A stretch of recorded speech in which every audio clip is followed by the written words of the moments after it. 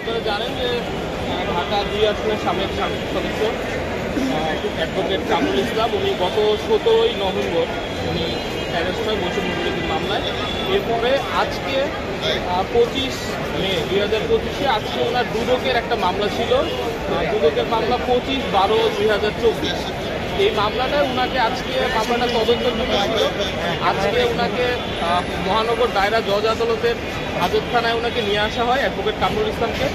এবং আপনারা জানেন হয়তো উনি ২০১৭ সাল থেকে ১৭ ডিসেম্বর থেকে উনি পাকস্থলী জনিত ক্যান্সারে আক্রান্ত। উনি শারীরিকভাবে বেশ অসুস্থ। উনি যেহেতু গত নভেম্বর থেকে জেল হাজতে আটক আছে, উনি বেশ অসুস্থ এবং উনার দিন ডে বাই ডে উনার ওজন কমে যাচ্ছে, ওজন হ্রাস পাচ্ছে এবং উনি পাকস্থলী জনিত বেশ অসুস্থ। আজকে গারদখানায় যেহেতু আজকে তদন্ত প্রতিবেদনের জন্য ছিল, আজকে প্রতিবেদন আসেনি, সে কারণে শুধু গারদ থেকে তার জাস্ট কাস্টডি সাইন করে আবার জেল হাজতে তাকে পাঠিয়ে দেওয়ার যেটা প্রসিডিউর ছিল।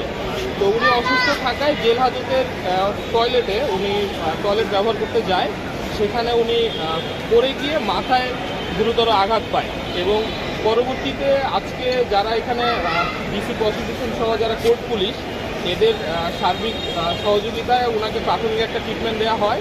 এরপরে ওনাকে জেলখানায় কারা হাসপাতালে প্রেরণ করে।